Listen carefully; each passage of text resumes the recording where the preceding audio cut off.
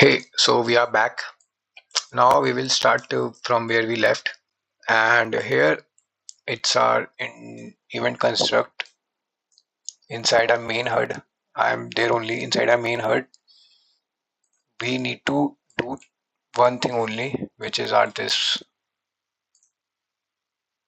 We need to show our text how much how much coin we have earned by firing the bullets. So we need to add that functionality only.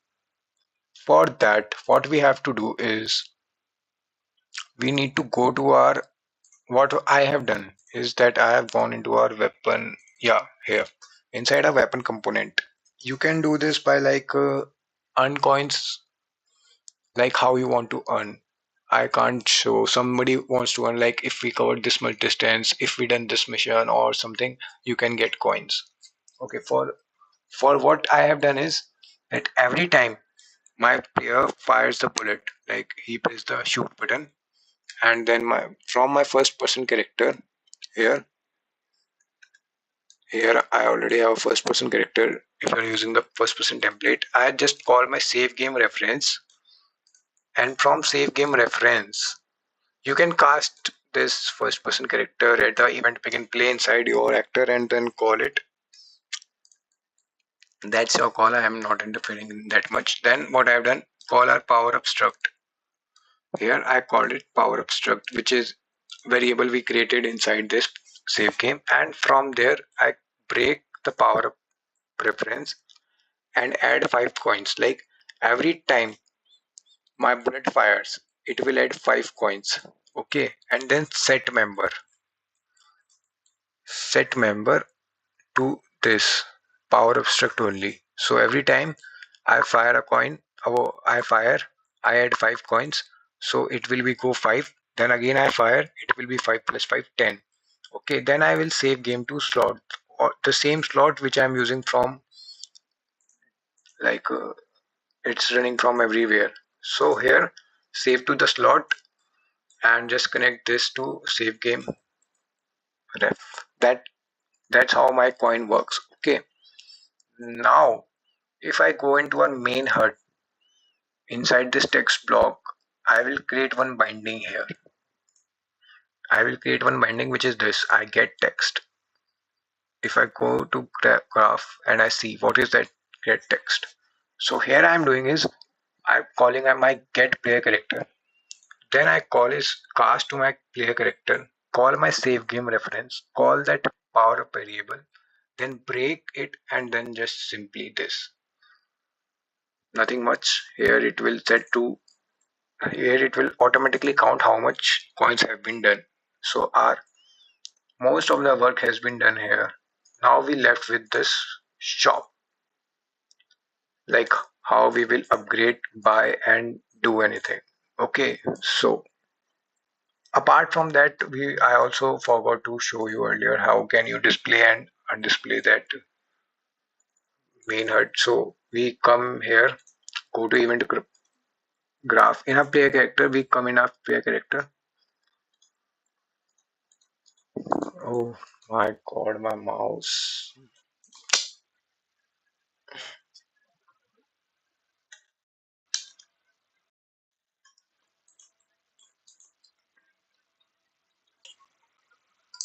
So you can see here that after a player controller or this load shop data, I create widget which is our main HUD, then save its variable and add it to viewport.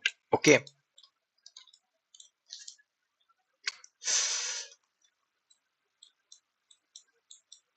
If now we came back to our speed power up same and call our main HUD ref, then speed bar.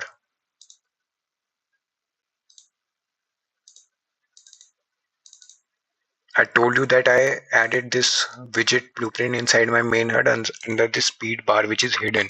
So I set it visibility to visible, and when it will go off, set it visible back to hidden. So this how my speed progress bar works. So now if we come to in shop, what I have done is this I added a shop. You can create it any how I just like this way. So this is the shop now, simple text. This is a text block to count the coin, how much coin I have been left with This is a progress bar. This is the name of the power up. This is a buy now button, and this will delete all the saved progress so far. And this is just a resume or start button. So first of all, you can make it on your own, as I think. I will not waste time here. How did I do this? Now what I will do, we will check how to use this. If we buy, how this will progress bar increases. So came back into progress. I created one binding, which is this. You can create also, and I called it get percent. If we go into graph and call get percent, what I have done is here, I have called a save slot. First of all, go to event begin play. On event construct, I call my get player controller and show mouse cursor. Then I've called my get player controller again. I don't know why. I just cast it to my controller and save a controller reference. Then I created does save game exist. It's the same thing which I had done in load shop, but quite different here.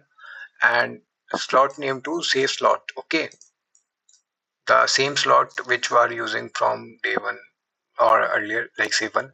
Then we will branch it, and same logic. If load game from slot exists, then cast to main save game, and then power up struct, call a power up struct, and then break it.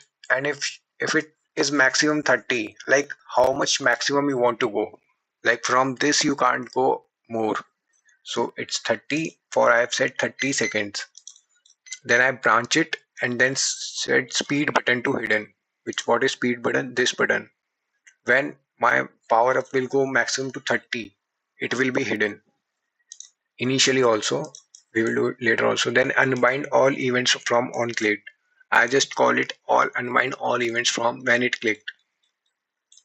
Because once it reached 30, we don't want anything it should do if there is any bug. Then if it is false, what we will do, create save game object, pp main save game, call the variable, break it, call the speed duration, and set percent of this progress bar. We will make this progress bar as a variable, and then set it percentage. Initially what percent we will left it will open there only. Now what we will do,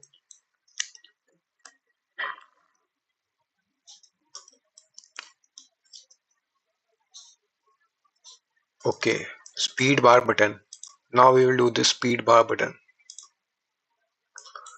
We will call a load game from slot, save to slot, and then we will save a reference of it. It's a simple save game, not this one.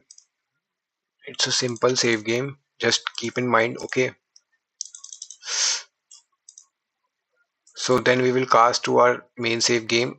We will call our power up struct, and we will check that if it's reached to 30 or not.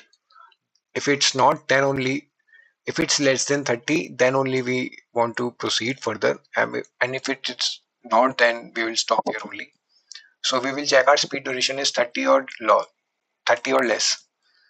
Then we will move forward and we will check if our current coin is equal to speed coin requirement. Like currently, if we have 40 coins and the speed coin requirement is 60, then there is no point of view that we can buy that up, we can upgrade our power up.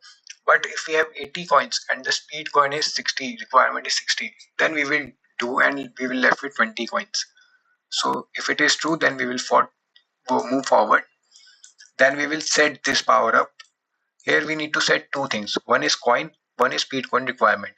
What is coin? Like if we purchase the power up, then how much coin we will left with, and what will be the next power up speed coin requirement. So what I have done this, I just minus the coin from the speed coin requirement and then set it to coin.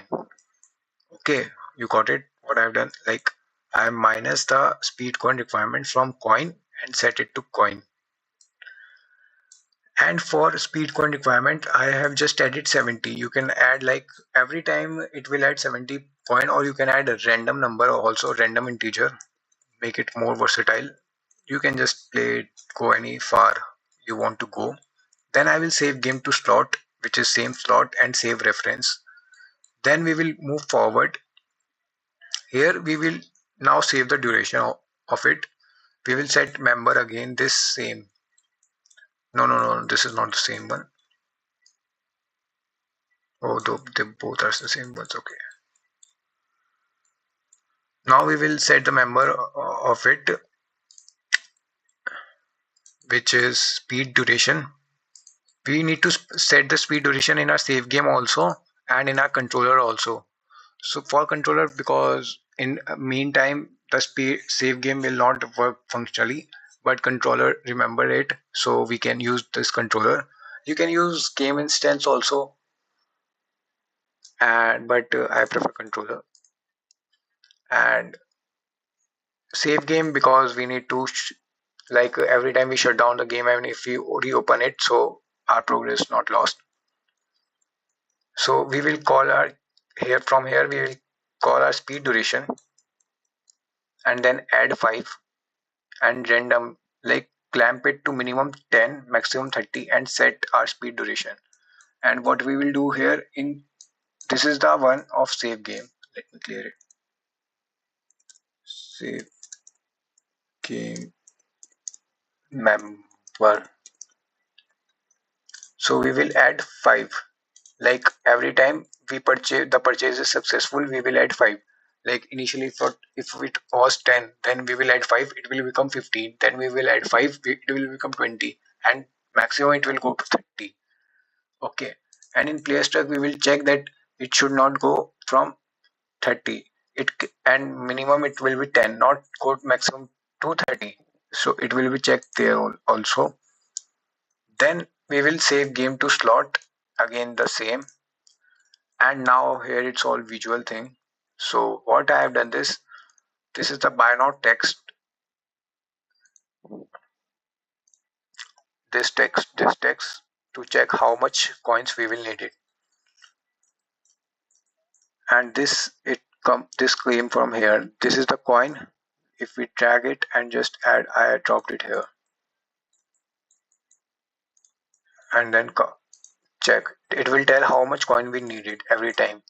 It is the coin text. It will tell how much coin we are left with. No, I think it's not this one.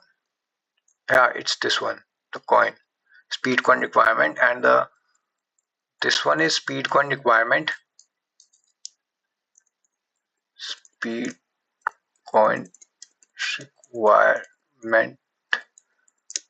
We will connect this one with speed coin requirement, and we will drag our coin and we will connect it to here. Okay, and then same thing, if it goes to maximum to 30, we will make our speed button to hidden as we done earlier. And these are the button I have used for, let me tell you what other button do. On clicked, we will call a resume button, which is just open a level by name. And on delete button, I just delete the slot and set our coin text to 0. So it's just that. And here our shop work is also done. Now we will test it. And currently it's showing 20. If I go to backspace and just deleted everything, it's all normal. Just ignore this one. It's 0. Okay. If we start, we will go here. We will get a percentage. Okay, forward. Yeah, it's 15. And just I start 25. It's showing 10. It's good. I'm running fast. Okay. Doom, doom, doom. I picked another one. Okay. I picked another one. Okay. I go click on backspace. I purchase 50. I can't purchase. Just resume it.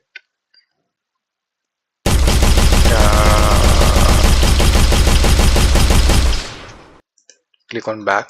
I have 175. 50. Now I need 120. I have 125. Okay. I need 190, but I have 5. So now we should get 20 seconds. Okay, I have upgraded it 2 times. Okay, what I'm doing here, see, 20 seconds, it's working fine. So yeah, that's the setup for this one. If you liked it, please share it and tell me what you didn't like, where you got stuck. I will try to help you. The description of this project, the project files of this will be found in the description. Also, also I have created one FPS template, which is Modern Warfare Kit, and it's a pretty good template. You can find many things for a basic starter for mobile and for PC. It's a template for both. So if you want to make a build up a PC FPS game without spending 6 months or 7 months on making a basics only, so it's a good starting point. Hope you liked it, and thank you for coming here.